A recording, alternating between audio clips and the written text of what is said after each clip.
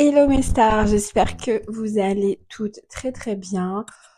On se retrouve aujourd'hui pour une nouvelle vidéo YouTube, donc un face cam sur mon parcours physique, tout ce que j'ai pu connaître durant ma vie. Je vais tout vous raconter sans filtre dans cette vidéo. Alors, pour ceux qui ne me connaissent pas trop, on va juste faire une très brève présentation. Moi, je m'appelle Estelle et à l'heure actuelle, j'ai 30 ans. Je suis fan de muscu et pratiquante du coup depuis une dizaine d'années environ. Mais il faut savoir que de base, dans mon enfance, j'étais plutôt une enfant qui détestait le sport.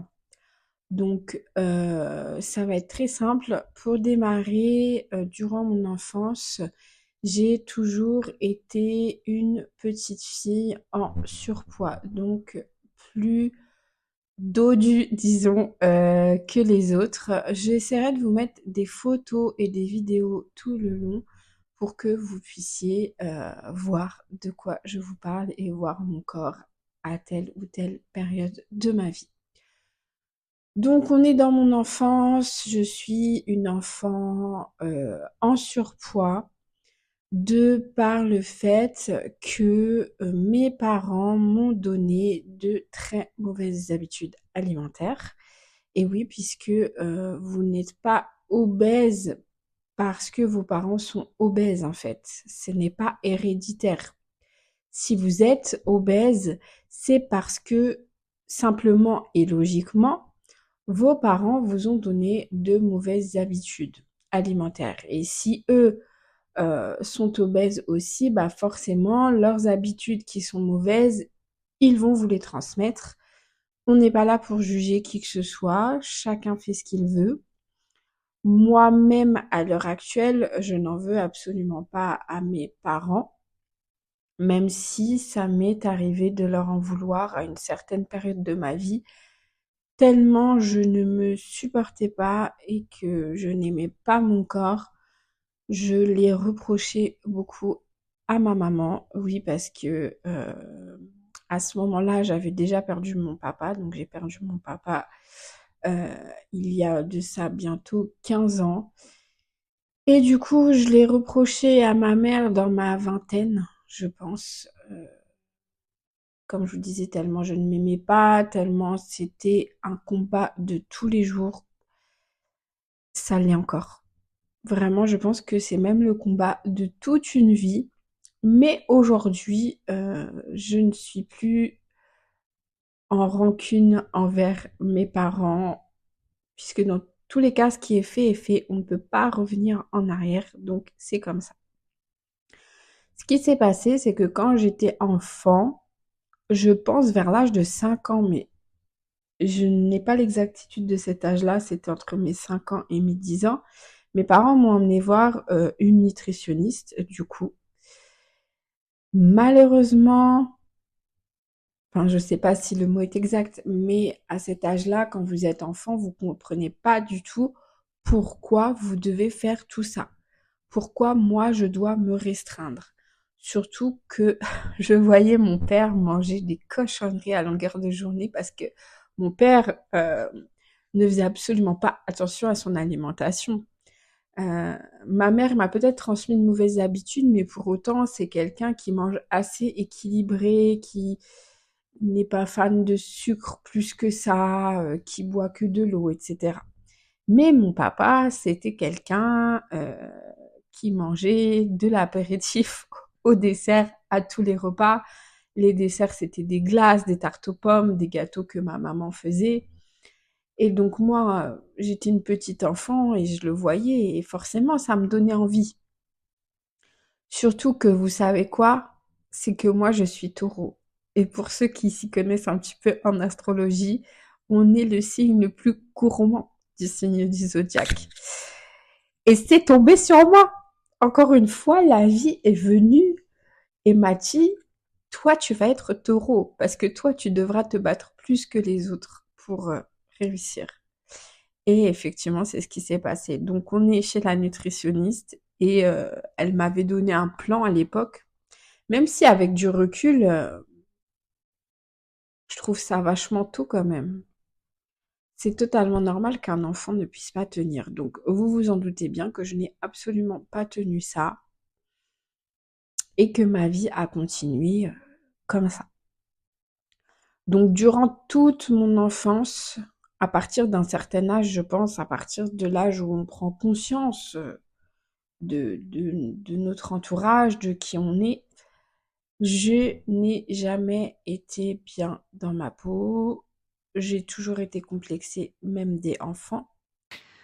Surtout que, on le sait très bien, les enfants, déjà à l'époque, mais encore plus maintenant, sont très méchants entre eux.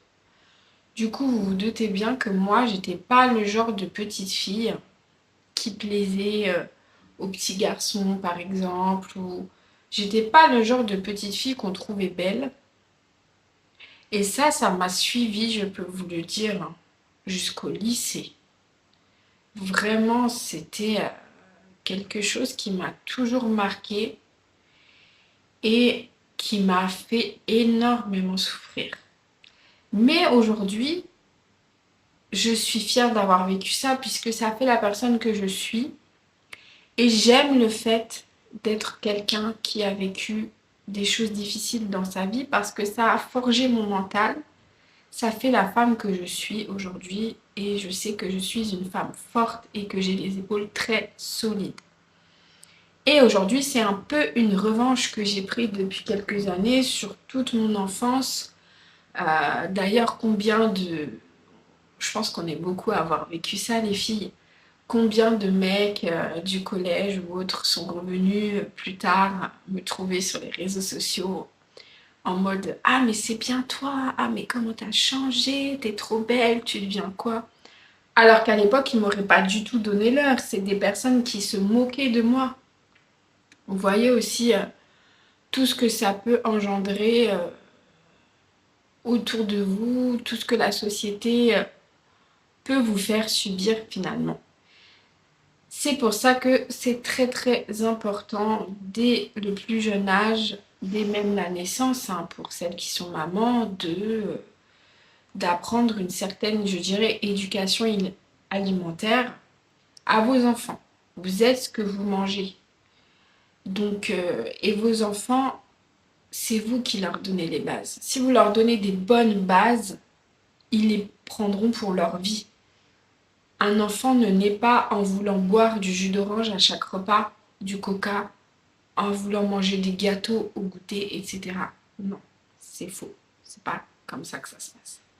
Donc on est ensuite, donc ma vie se passe, voilà, je suis toute en obésité, je suis malheureuse, mais pour autant, je ne fais pas particulièrement attention à ce que je mange. Je dirais que ça, c'est quelque chose qui commence à me passer par la tête, je dirais, à partir de mes 18 ans. Voilà, donc là, on va jusqu'à mes 18 ans, où là, j'ai, je pense comme une adolescente de 18 ans, une prise de conscience et je ressens un mal-être très fort, très profond. Donc, qu'est-ce que je fais? Je fais des régimes à gogo. J'essaye par tous les moyens de m'affiner, perdre du poids. Donc, par où ça passe? C'est-à-dire par plein de choses, par tout ce qui est aujourd'hui, maintenant que je suis dans le milieu, je me rends compte que vraiment ce sont des bullshit à la mort. Euh, pour vous citer, j'ai essayé le régime Tonon. Donc pour celles qui ont à peu près mon âge et qui ont à peu près le même parcours que moi, vous devez le connaître parce qu'on est énormément, à l'époque, ça avait fait fureur. Euh, c'est un régime, en fait, pour vous donner un ordre d'idée, je me souviens qu'il y avait un repas, il fallait manger une tomate et 2 tranches de blanc de poulet.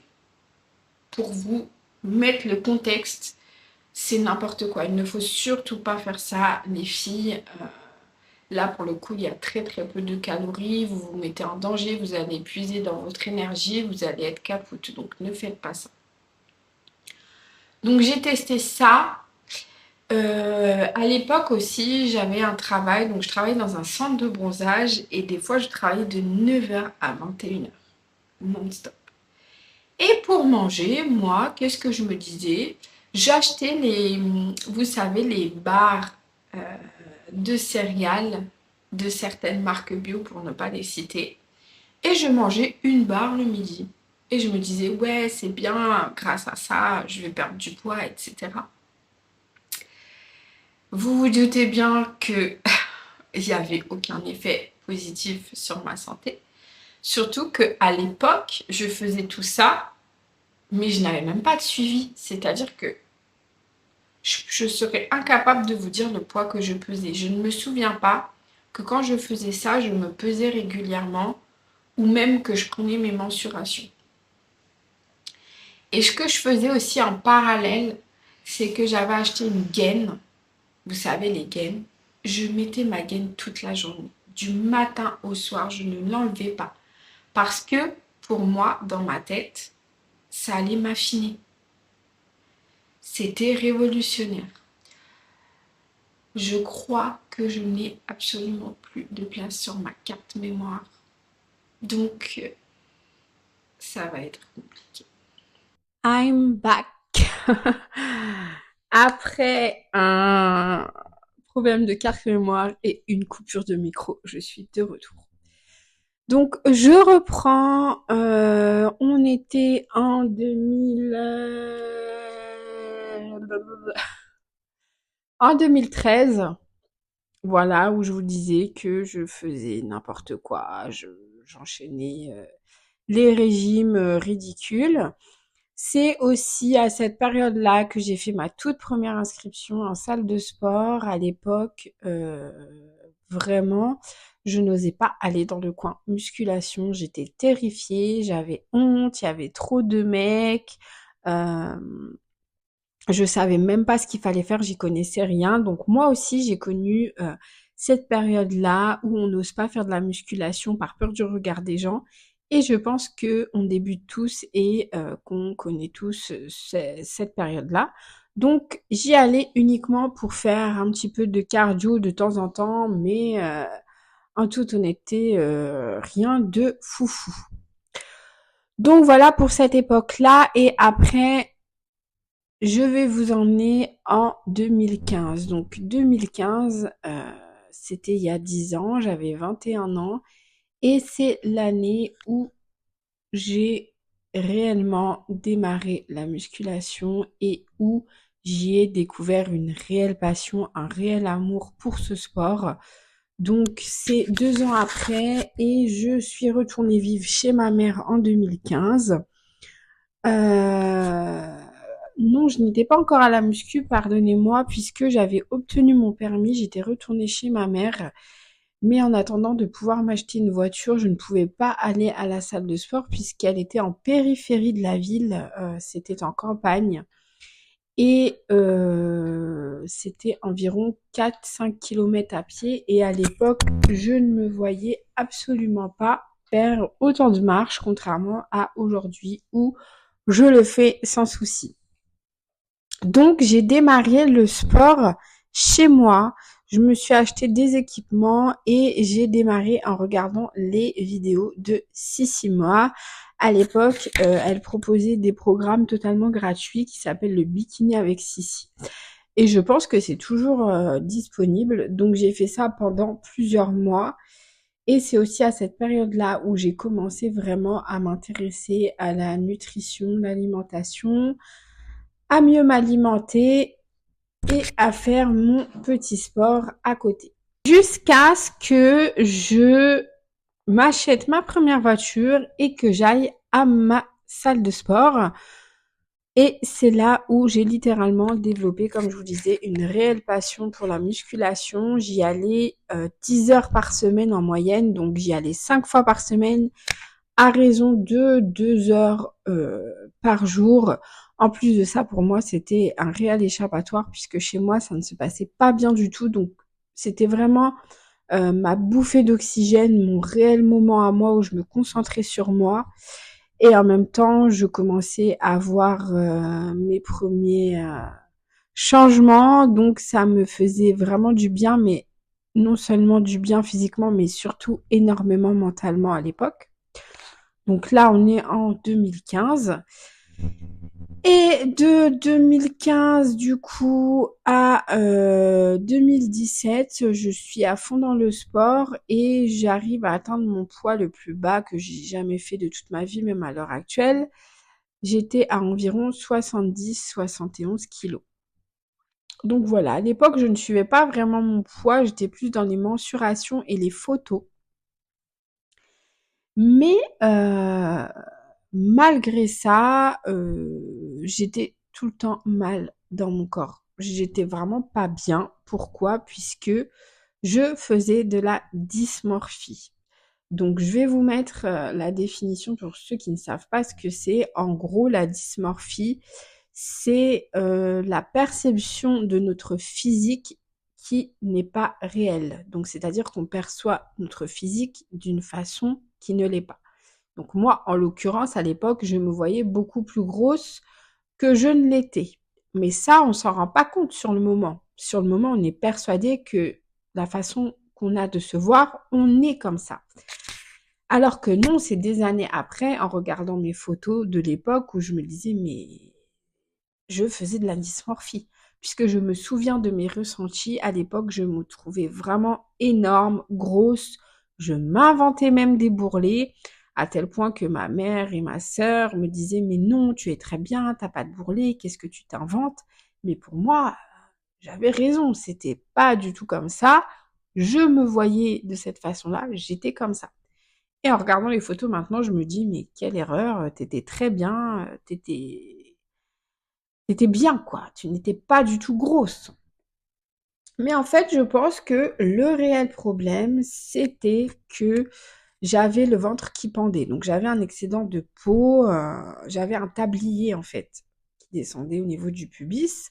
À l'époque, ça allait encore parce que grâce au sport, j'avais vraiment réussi à m'affiner, mais ça ne partait pas. Et en fait, vu que le ventre, c'est l'endroit central de notre corps, et bah, je ne voyais que ça. Donc, tout mon physique, pour moi, tournait autour de ce ventre qui était disgracieux par rapport au reste de mon corps. Donc, je ne m'aimais toujours pas, hein. Là, on est entre 2015 et 2017. Je ne m'aime pas, je peux pas me voir, même si j'arrive à mieux m'accepter.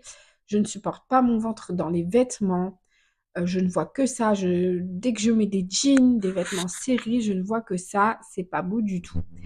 Et à l'époque, j'ai commencé à penser à l'abdominoplastie, mais j'avais besoin d'un temps de réflexion et aussi notamment parce que je n'avais absolument pas les moyens de me payer cette opération de chirurgie, sachant qu'à l'époque, oui, comme je vous dis, j'avais entre 21 et 23 ans, j'avais pas les moyens. Donc, j'ai laissé passer. On est en 2017 et là, je démarre une formation sur 1 an et je quitte ma maison. Il est 6 heures, je rentre, il est 21 h, 22 heures. Pourquoi? Parce que j'ai ma formation la journée. À côté de ça, je bosse et en fait, ça se situe à 50 minutes, voire 1 heure de chez moi. Donc, tous les matins et soirs, je fais 50 minutes de route en voiture.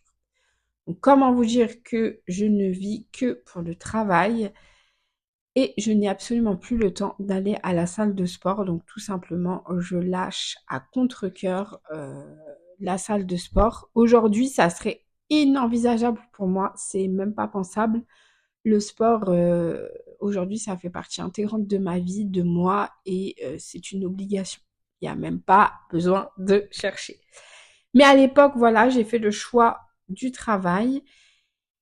Donc j'arrête le sport, je continue d'essayer de m'alimenter équilibré, mais malheureusement, ça ne marche pas autant de temps que prévu.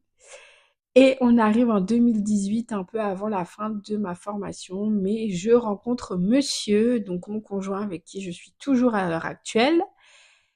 Et c'est la fiesta, vous savez, on tombe amoureux, on se lâche, on associe l'amour à la bonne nourriture.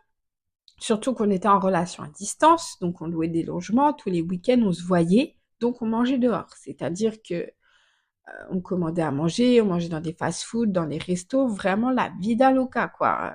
On se faisait plaisir. Et là, de 2017 à 2020, j'ai pris 30 kilos. Oui, en 3 ans, j'ai pris 30 kilos, donc je suis passée de 70 kilos à 100 kilos. Et là, c'était compliqué parce que, comment vous expliquer, je ne me suis absolument pas vue grossir. Vraiment, c'est venu d'une façon où je n'ai pas vu mon corps vraiment changer distinctement. Donc, c'était un sacré choc, un choc au niveau du poids parce que de aussi loin que je me souvienne, je ne me souviens pas avoir déjà pesé autant. Mais aussi, plus le temps passe, moins tu es bien dans ton corps. Donc là, on est encore à un stade de ma vie où je suis toujours aussi mal dans mon corps. J'essaye, malgré tout, de faire du sport de temps en temps, d'aller toujours à la salle parce que j'ai toujours cet amour pour la musculation qui ne me quitte pas. Ça fait vraiment 10 ans que c'est une passion. Mais je suis pas disciplinée. C'est-à-dire que je vais y aller une fois par-ci, une fois par-là. Il y a des semaines où je vais tout donner, des semaines où je vais pas y aller. Et puis à côté, sur la bouffe, ça suit pas. Je vais manger une semaine bien, une semaine pas bien. Voilà, une catastrophe. Et en 2020, donc plutôt fin 2019, je pars en vacances avec mon chéri. Et de là, on a une discussion où bien évidemment, je suis mal dans mon corps et où je lui dis... je lui parle du fait qu'il y a quelques années, avant de le rencontrer, j'avais pensé à l'abdominoplastie. Et de là, il me dit, bah, pourquoi tu le fais pas? Si vraiment ça te tient à cœur, vas-y, fais-le. Parce que lui, en plus, c'est quelqu'un qui, vraiment, c'est un homme d'action. Voilà, s'il veut quelque chose, il va se donner les moyens. Et de là, je me suis chauffée parce que ça faisait des années que j'y pensais, que mon ventre, c'était un réel complexe, que je ne me supportais plus. Du coup, j'ai dit, vas-y, ok.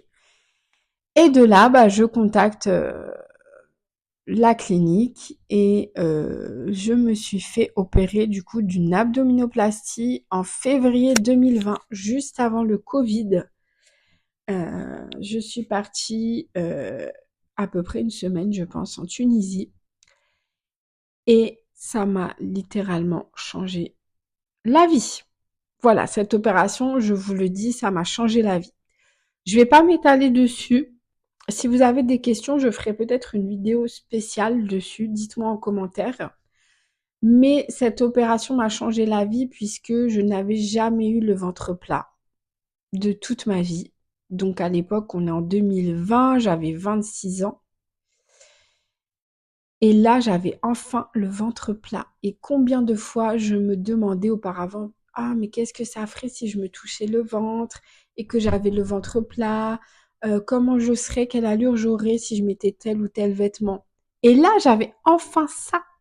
Donc vraiment, c'est la pire douleur physique que j'ai connue. Mais c'est une des meilleures décisions que j'ai prises dans ma vie. Vraiment, si vous avez un complexe physique très important, foncez. Faites-vous opérer parce que vous vous rendez pas compte à quel point ça peut changer la vie. Et en fait, depuis 2020, donc ça fait 5 ans, même si j'ai eu des variations de poids, j'ai toujours gardé ce ventre plat. Je n'ai jamais, jamais, au grand jamais retrouvé cette bouée, ce tablier, et je pense que je ne le retrouverai jamais. Parce que vraiment, j'ai la peau tendue, hein. Donc voilà, j'ai fait la complète, c'est-à-dire que j'ai enlevé le surplus de peau, j'ai enlevé 10 litres de graisse, on m'a resserré les abdos parce que j'avais un diastasis, donc un creux entre les abdos, et on m'a refait le nombril. Donc suite à ça, donc avant de faire mon opération, je pesais 100 kilos approximativement et le fait de le faire, ça m'a enlevé 10 kilos, donc 90 kilos. À savoir qu'on fait pas cette opération-là pour perdre du poids, on fait cette opération-là dans un but purement physique.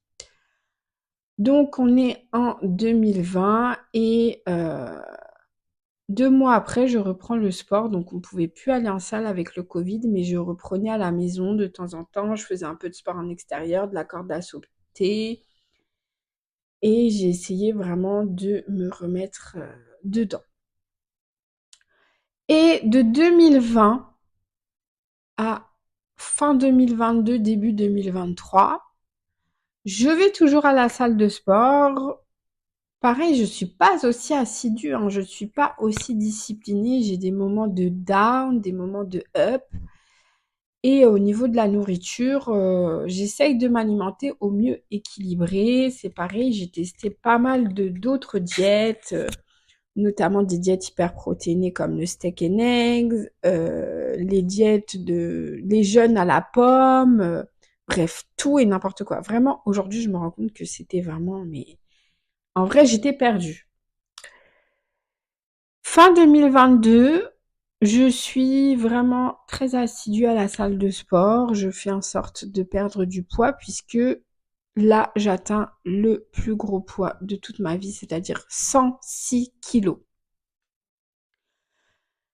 Et même moi, à l'heure actuelle, je me dis, mais comment j'ai pu me laisser aller autant? En fait, vu que j'ai refait mon ventre, je me suis dit, ouais, c'est bon, j'ai le ventre plat, maintenant, on peut y aller et tout, je peux me lâcher sur la nourriture, mais pas du tout parce que j'ai pris de partout ailleurs et c'est juste une catastrophe. Et du coup, vu que mon ventre est très plat avec l'abdominoplastie, quand je prenais du poids, et si j'en reprends, en fait, le ventre, il gonfle. Et ça, on le voit bien sur mes avant-après. Et fin 2022, je rencontre une coach sportive à ma salle de sport avec qui on parle de temps en temps. Et de là, je lui demande si elle propose des coachings. Donc, c'est une femme qui avait la cinquantaine, avec un corps de ouf, vraiment un corps de bodybuildeuse, d'accord? Et pour preuve, c'est quelqu'un qui fait des compétitions. Donc, moi, en voyant son corps, ça se voyait que c'était quelqu'un de professionnel, elle savait ce qu'elle faisait. Et quand vous voyez un corps à la salle, qui est vraiment tout en muscles, etc., peu importe si vous aimez ou pas, il faut reconnaître que le travail derrière est juste fou. Et surtout, moi, étant dedans, je me disais, waouh, mais bravo, quoi, chapeau. Donc de là, elle me dit que oui, elle fait des coachings sportifs et nutritifs. Et donc, je débarque début 2023 avec elle à 106 kilos.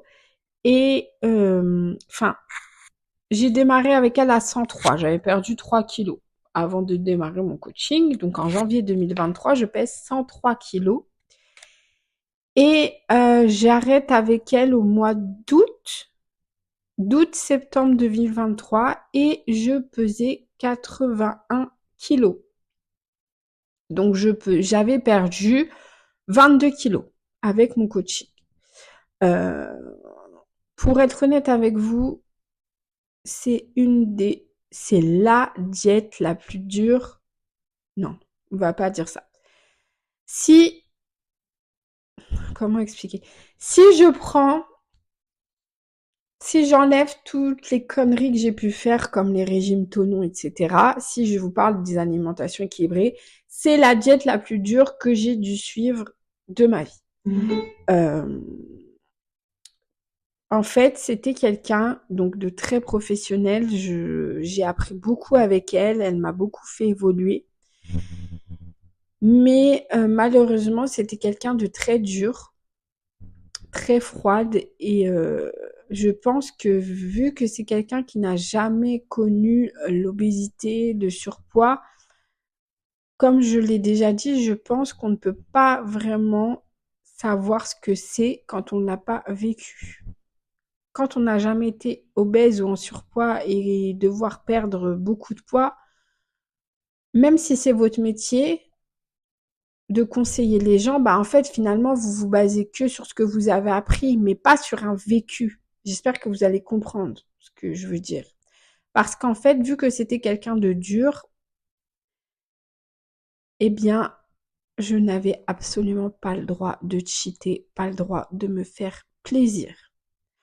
Donc, c'était des plats du style poulet, riz, brocoli, sans sauce,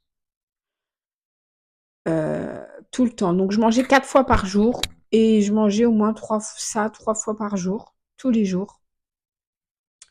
Et le matin, pareil, flocons d'avoine à l'eau avec un œuf dur, par exemple. Et jamais de cheat, jamais de plaisir, jamais rien. Donc, qu'est-ce que ça a créé chez moi? Ça a créé de la frustration, parce que moi, j'adore manger de base. Et donc, arrivé à un stade où, eh bien, je me suis octroyé le droit de cheater. C'est-à-dire que je me faisais plaisir de temps en temps sans lui dire. Sinon, elle m'aurait, waouh, vraiment, j'aurais passé un sale quart d'heure, je pense. Mais en fait, je suis humaine. Et si vous voulez, j'avais aussi mon conjoint qui était avec moi dans ce coaching-là. Il avait pris également un coaching avec moi, donc on l'a suivi en même temps. Et on n'en pouvait plus. Donc, je vous cache pas que des fois, on cheatait sans lui dire, jusqu'à ce que ça devienne beaucoup trop dur pour nous et que la relation devienne trop difficile. Elle était vraiment, il y avait aucune souplesse. Du coup, on a préféré arrêter. Donc, fin 2023, on arrête. Et de là, franchement, quand j'ai arrêté le coaching, je vous cache pas que j'ai pleuré.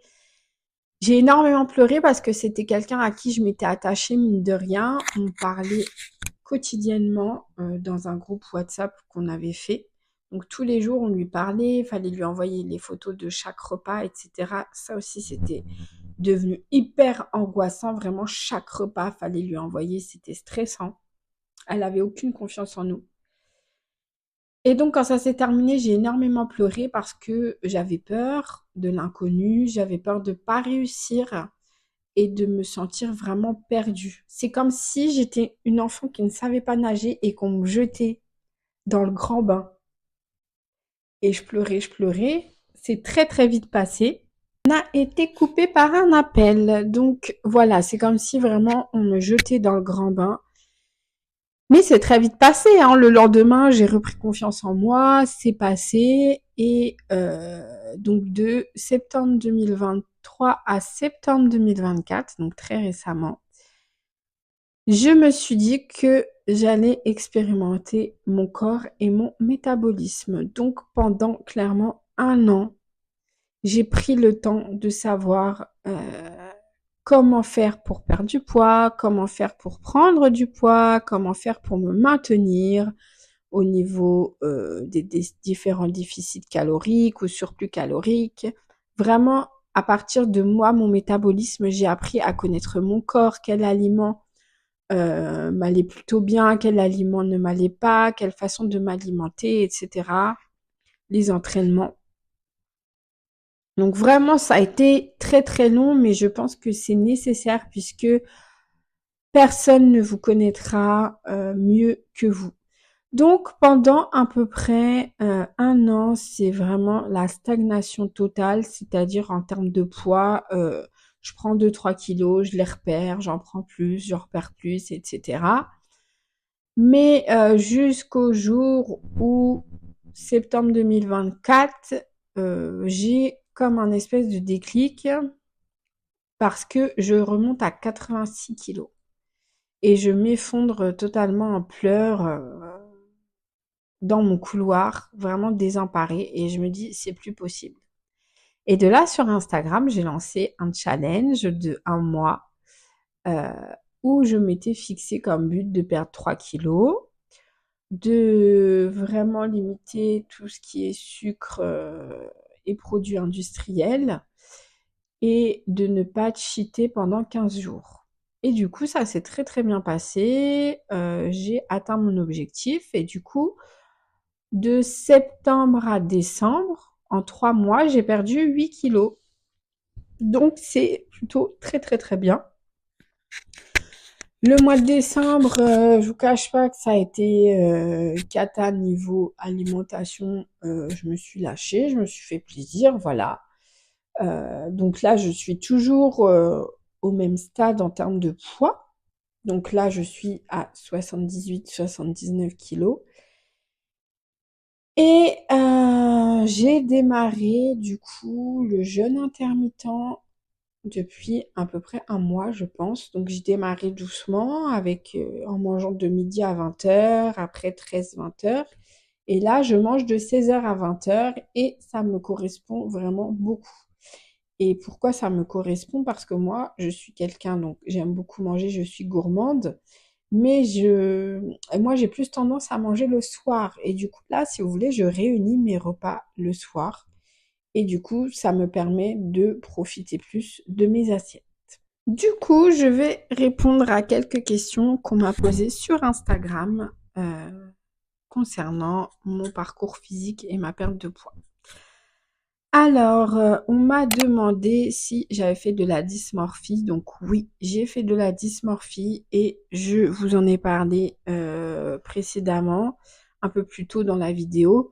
Je pense d'ailleurs que toutes les personnes qui font de la musculation et qui travaillent leur physique font un moment ou un autre de la dysmorphie. Le problème étant qu'on s'en rend pas compte directement, on va vraiment s'en rendre compte principalement après. Quand on re-regardera nos photos, on se dira mais ça va pas. Vraiment, ça va pas. Pourquoi je peux penser comme ça?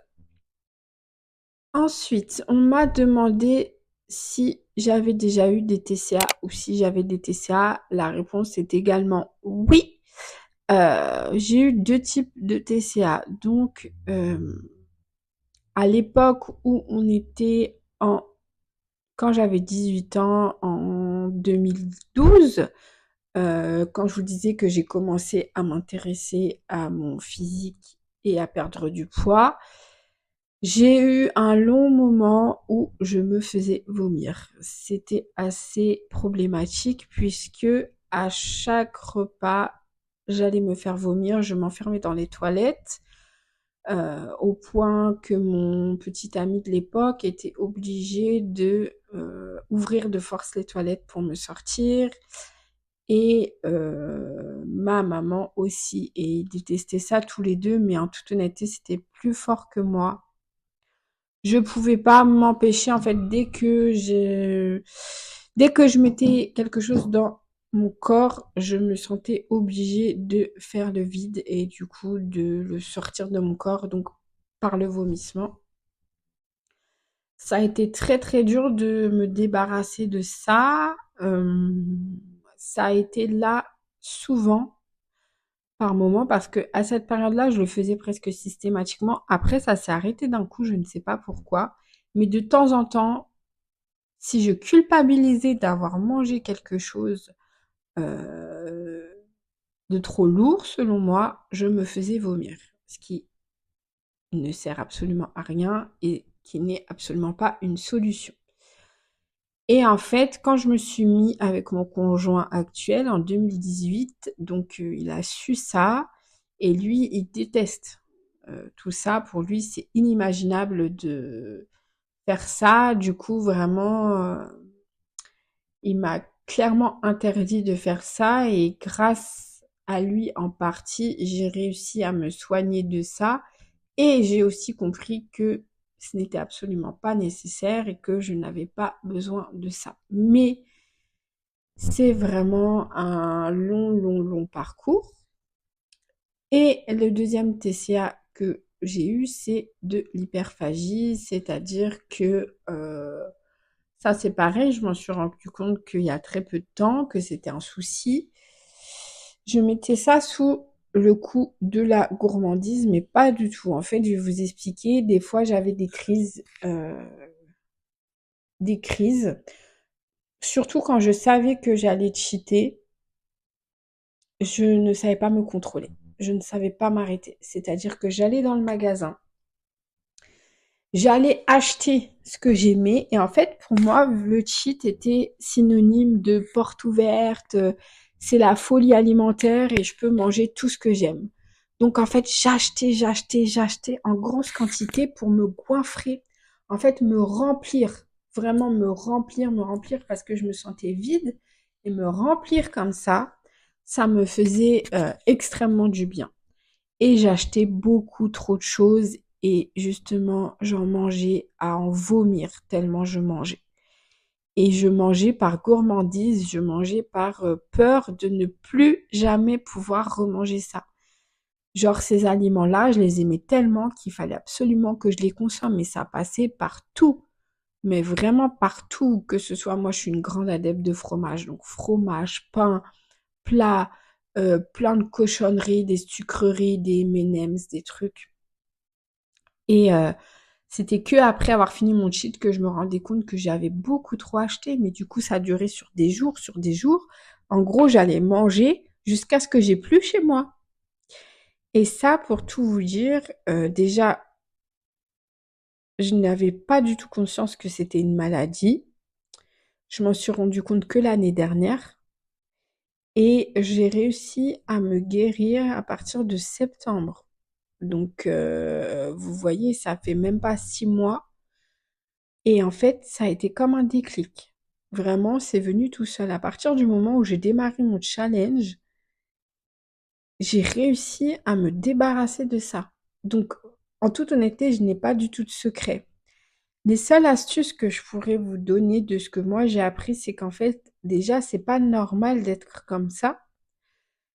Souvent, c'est lié à vos émotions, à vos blessures, donc des blessures d'enfance, des blessures passées. Et en fait, il faut simplement que vous guérissiez votre intérieur. Et déjà, il faut en prendre conscience. Après, il faut vouloir le guérir. Mais moi, ce qui m'a beaucoup aidé, donc, c'est prendre du recul sur moi, comprendre pourquoi je faisais ça. Et la lecture. La lecture de livres de développement personnel m'a beaucoup, beaucoup aidé. Et là, à l'heure actuelle, je pourrais vous dire que oui, je suis guérie de mes TCA, même mon conjoint me le dit, mais que la ligne pour replonger, elle est très très fine et je le sens. C'est-à-dire que je pense en toute honnêteté que c'est un combat d'une vie et que vous pouvez très facilement repasser de l'autre côté et qu'il faut faire très attention. C'est pour ça les TCA que c'est très très important d'avoir un équilibre alimentaire les filles et ne pas vous frustrer, vous restreindre. Il ne faut pas supprimer d'aliments de votre alimentation, surtout quand vous démarrez une perte de poids parce que ça, c'est le combo pour l'échec assuré. Si par exemple vous êtes quelqu'un qui est sucré, vous aimez le sucré, vous démarrez une perte de poids, vous allez tout simplement dans un premier temps rééquilibrer votre alimentation et octroyez-vous un petit plaisir par jour. Ça peut être un petit gâteau, un petit chocolat, un bonbon, un chocobon. Mais ce petit gâteau, il va vous faire du bien à votre mental et ça va vous permettre de tenir sur la durée. Ne vous mettez pas de gros objectifs directement. Vaut mieux des petits objectifs réussis enchaînés. Et surtout, ne vous mettez pas la pression, soyez souple avec vous-même et ne passez pas de tout à rien. Faites des changements progressifs, c'est très très très important. Ensuite, on m'a demandé quel avait été mon déclic pour aller à la salle de sport. En fait, finalement, il n'y a pas vraiment de déclic parce que, comme je vous l'ai dit, je suis tombée en amour pour la musculation il y a 10 ans. Donc, en soi, le déclic, c'est tout simplement mon poids, mon physique, changer de physique, puisque au début, moi, j'associais la perte de poids forcément au sport, alors que non, la principale chose à mettre en place pour perdre du poids, c'est votre alimentation. Vous pouvez faire tout le sport que vous voulez, et si vous n'êtes pas en déficit calorique, vous n'allez jamais perdre de poids. Donc voilà, on commence par changer son alimentation, par être en déficit calorique et on vient agrémenter ça d'un sport. Alors moi, c'est la musculation parce que j'adore ça. Mais il y a plein d'autres sports. L'essentiel, c'est vraiment de bouger. Et du coup, j'ai pris goût à la musculation parce que j'aime le fait de pouvoir reconstruire mon corps. Donc faire une recomposition corporelle, c'est-à-dire perdre en gras et gagner en muscle, me tonifier. Parce que moi, j'aime les corps avec des formes. J'aime avoir des belles fesses bombées, des beaux quadriceps, des belles épaules, un beau port de tête. C'est quelque chose qui me plaît. Donc voilà. Et enfin, la dernière question, c'était est-ce que mon conjoint me soutient? Et la réponse est oui. J'ai de la chance d'être avec quelqu'un. Enfin, de la chance, non, pour moi, c'est normal. j'ai quelqu'un à mes côtés qui me tire vers le haut, qui me soutient et m'a toujours soutenue. C'est-à-dire que quand il m'a connue, par exemple, j'avais encore mon ventre, mon tablier, et ça ne l'a jamais embêté. Il m'a toujours aimée comme j'étais. Il m'a jamais fait de remarques physiques. Il ne m'a jamais demandé quoi que ce soit ou aucun changement physique puisque il m'aime comme je suis. Et vous savez, nous, comme on est les femmes, des fois, je lui dis, ah, est-ce que tu m'aimerais si? Est-ce que tu m'aimes comme ça? Mais tu trouves pas que j'ai grossi? Et en fait, il répond pas parce que lui, il m'aime vraiment comme je suis. Il m'a toujours soutenue. Et d'ailleurs, quand j'étais en Tunisie faire mon abdominoplastie, c'est lui qui m'a accompagnée, il m'a poussée en fauteuil roulant, il a été là, il m'a vue dans mes pires moments et il est là, il reste et à l'heure actuelle, peu importe les choix que je prends avec mon corps, il ne dit rien, il accepte et il me soutient. Et je pense, si vous me regardez, que c'est très important d'être avec quelqu'un qui vous soutient. C'est-à-dire que vous ne pouvez pas être avec quelqu'un qui vous rabaisse en permanence, surtout dans le cadre où, admettons, vous vous mettez avec une personne et vous faites 100 kilos. Si la personne vous demande au bout d'un moment de perdre du poids, non, c'est pas possible. Elle vous a connu comme ça, elle doit vous accepter comme ça. Par contre, si vous souhaitez perdre du poids, elle doit l'accepter parce que c'est votre corps et que personne ne doit diriger la façon dont vous voulez être physiquement. Vous avez le droit de faire 5 kilos, de faire 40 kilos, d'en faire 150, ça c'est votre droit. Par contre, moi je peux comprendre le fait que, euh, admettons on connaisse la personne, notre partenaire de vie, qui fait par exemple 70 kilos, et si cette personne-là en prend 50 kilos, je pense qu'on peut tout à fait lui dire pour son bien-être, écoute, fais attention, ça serait peut-être bien que tu te mettes au sport, tu fasses attention à ton alimentation, etc. Mais voilà, la personne avec qui vous êtes doit toujours vous soutenir et vous tirer vers le haut. C'est hyper important. Par contre, vous ne pouvez pas lui imposer, parce que je sais que c'est dur de perdre du poids, mais si vous vous alimentez d'une certaine façon, vous ne pouvez pas imposer à votre conjoint de vous alimenter de la même façon et de se priver pour vous. Non, si c'est un combat que vous menez pour vous, bah c'est vous contre vous et pas vous avec les autres. Voilà, c'est que mon avis, hein.